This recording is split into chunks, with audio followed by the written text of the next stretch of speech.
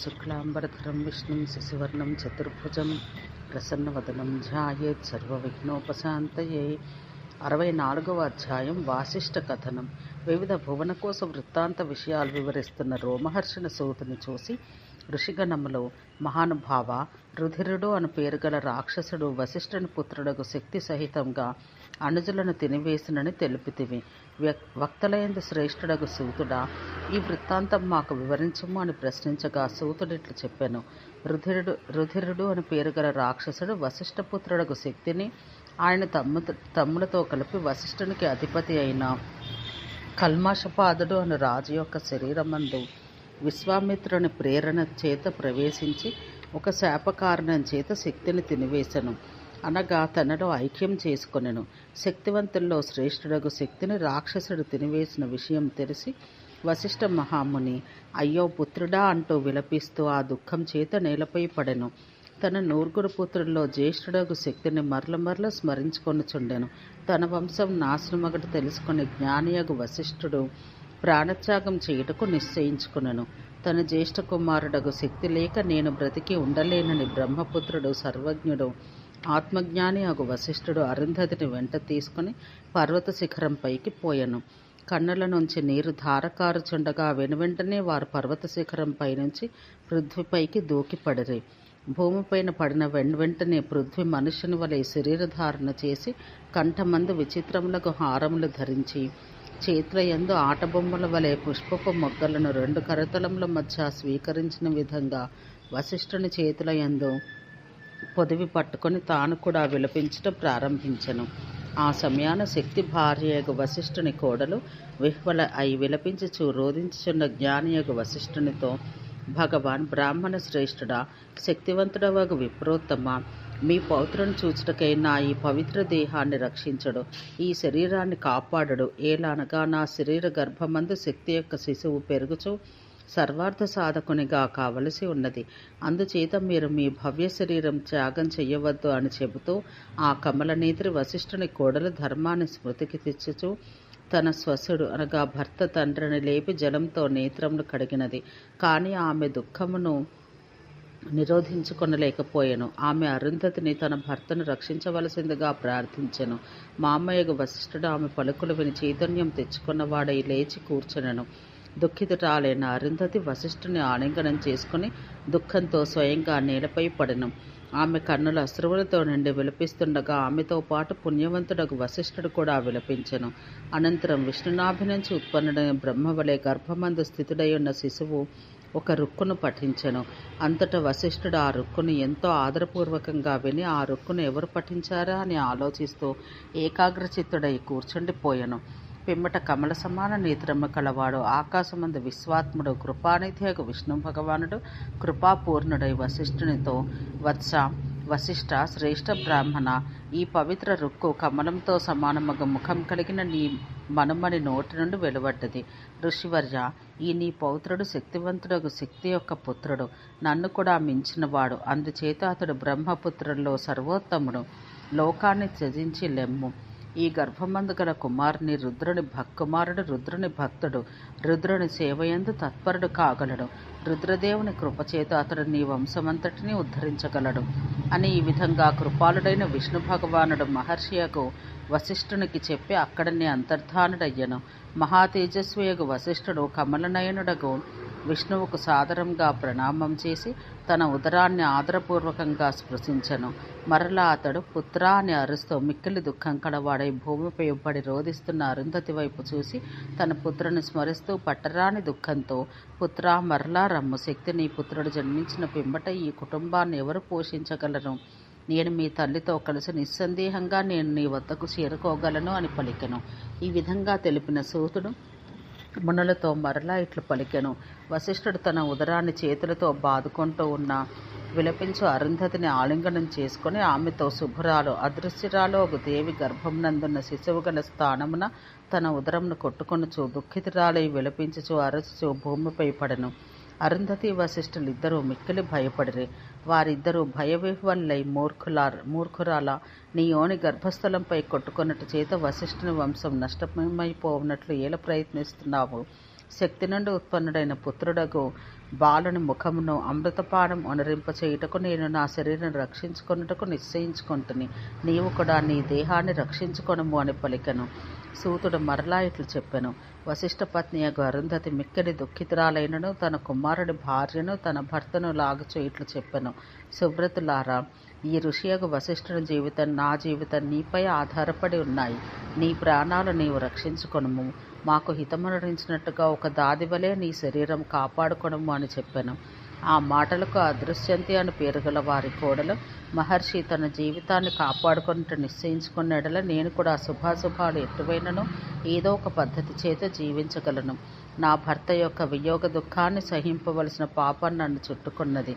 మునివర్య, దుఃఖం చేత మండుచున్న ఈ మీ కోడలు దుఃఖపాత్రురాలై ఉన్నది. అయినను నేను ఆశ్చర్యము అద్భుతము ఒక విషయం చూసి తిని. బ్రహ్మపుత్ర, వశిష్ఠ, జగద్గురువులైన మీరు నా దుఃఖాన్ని భరిస్తున్నారు. భర్త లేక స్త్రీ దీనురాలు దుఃఖితురాలు అగుచున్నది. ఋషివర్య, ఇట్టి స్థితి ఎందుగల నన్ను రక్షింపుడు. తండ్రి, తల్లి, పుత్రుడు, పౌత్రుడు, భర్త తండ్రి కూడా ఇట్టి నా వంటి విధవకు సహాయకులే ఎగదురు. వీరి యందు ఎవరినూ ఆమెకు నిజముకు బంధువులు కారు. కేవలం భర్త ఒక్కడే ఆమెకు నిజముకు బంధువు. అతడే ఆమెకు పరమగతి అవుతున్నాడు. పండితులైన వారు భార్య భర్తకు సగశరీర భాగమని చెబుతారు. అర్థం భార్య మనుష్యంచ అని.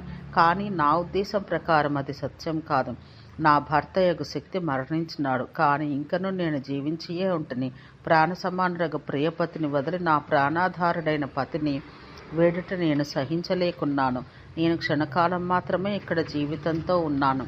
వశిష్ఠ మహాముని ఒక అశ్వత్థ వృక్షాన్ని చుట్టుకొని ఉన్న లత ఆ వృక్షాన్ని నరికినా ఎట్లు జీవించి ఉండునో అట్లే నా భర్త మరణించిన తర్వాత కూడా నేను జీవించే ఉన్నాను అని వశిష్ఠ మునితో చెబుతూ శోకించెను. తన కుమారుని భార్య చెప్పిన ఈ మాటలు విని వశిష్ఠ మహాముని భార్యతో కలిసి ఆత్మహత్యా ప్రయత్నం విరమించి తిరిగి ఆశ్రమానికి పోవాలని భావించెను.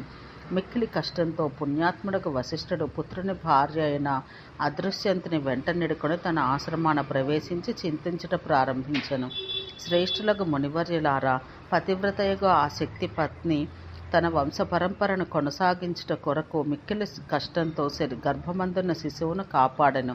10 నెలలు గడిచిన తర్వాత శక్తి పత్నియగు అదృశ్యంతి ఒక శిశువుకు అంతకుముందు అరుంధతి తన కుమారుడు శక్తిశాలి అయిన శక్తికి జన్మనిచ్చినట్టుగానే జన్మనిచ్చెను. శక్తి పత్ని అదితి విష్ణువుకు జన్మనిచ్చినట్టు, స్వాహ గుహునకి, ఆరణి అగ్నికి జన్మనిచ్చినట్టు పరాశరుని ప్రసవించెను. పృథ్వీపై శక్తిపుత్రుడు అవతరించగా శక్తి తన దుఃఖాన్ని వదిలి పితరులకు సమత్వం ప్రాప్తింపచేసెను.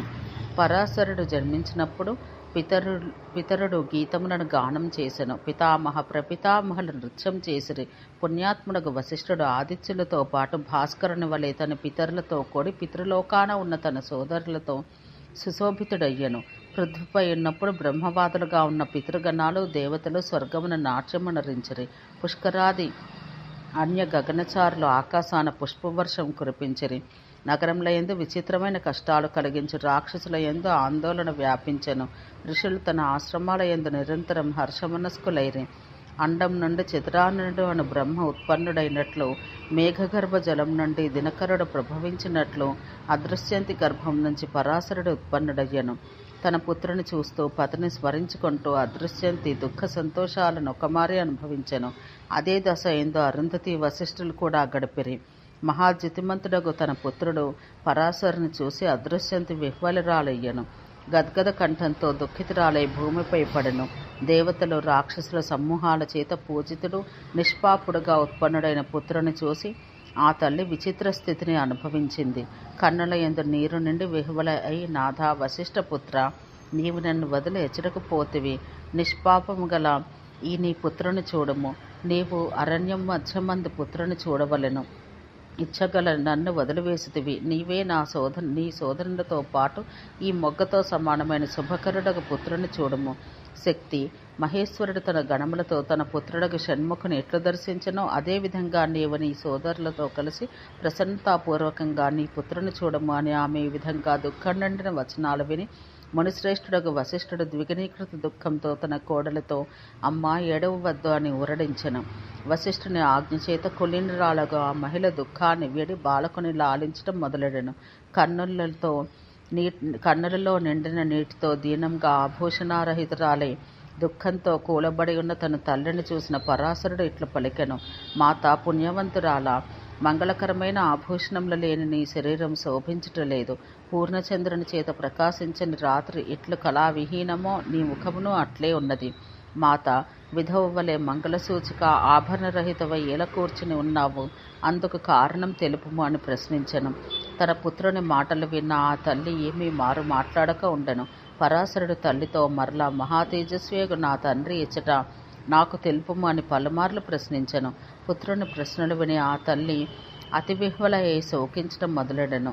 ఆమె నీ తండ్రిని రాక్షసుడు మింగివేసెను అని చెప్పి భరించలేక స్మృతి కోల్పోయి భూమిపై పడెను.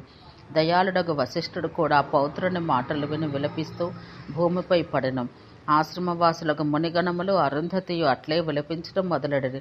తన తల్లి నోటి నుండి నీ తండ్రిని రాక్షసుడు మింగివేసినని విన్న పరాశరుడు బాష్ప పూర్ణాకుల నేత్రుడ ఇట్లు పలికెను. మాత, చరాచర సహితమైన 3 లోకములకు ప్రభువు, దేవీ దేవతలకు స్వామియగు మహేశ్వరుని పూజ చేయుట చేత ఒక్క క్షణంలోనే నా తండ్రిని నీకు చూపగలుగుటలో సమర్థుడనగుదని నా భావం అని చెప్పెను.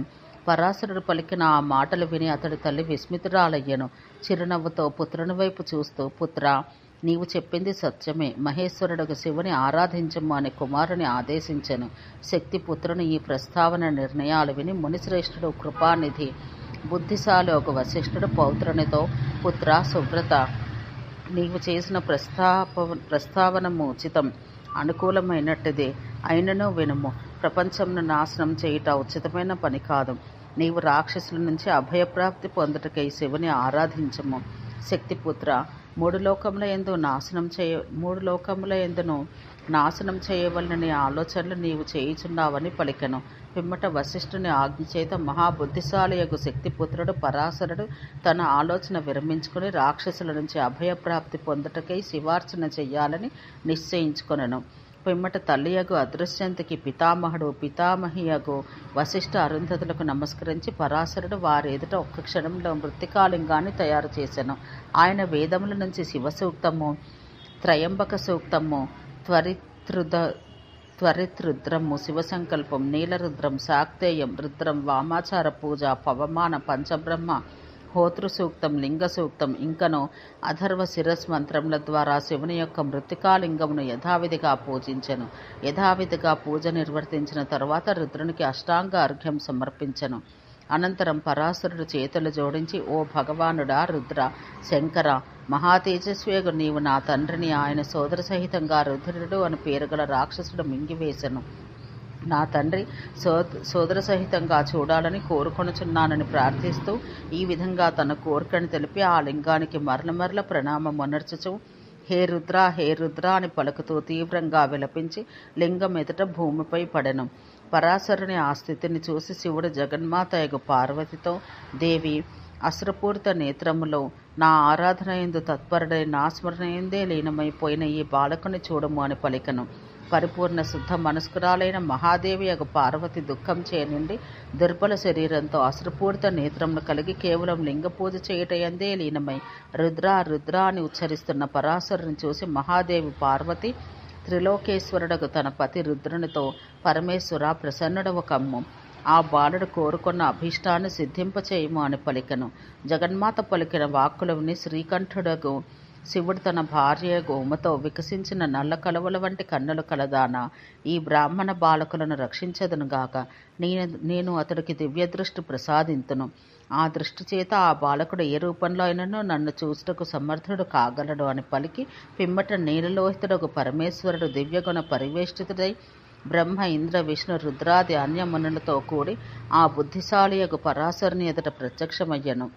మహాదేవుని చూసి పరాశరుని కండలో ఆనంద బాష్పాలతో నిండెను. అతడు మహాదేవుని పాదాలపై పడెను.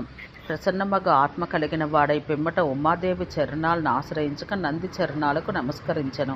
పిమ్మట బ్రహ్మాదులతో, నేడు నా జీవనం సఫలమైనది. బాలచంద్రధారియగు మహాదేవుడు నన్ను రక్షించుటకు వచ్చి ఉన్నాడు. నాతో సమానుడై నన్ను ఎదుర్కొనగలిగిన 3 లోకముల యందును దేవదానవుల యందు భాగ్యశాలి వేరెవడూ లేడు అని పలికెను. పిమ్మట ఒక్క క్షణంలో శక్తిపుత్రుడకు పరాశరుడు తన సోదర సహితుడై తన తండ్రియకు శక్తి స్వర్గంనందు నిలబడి ఉండుట దర్శించెను.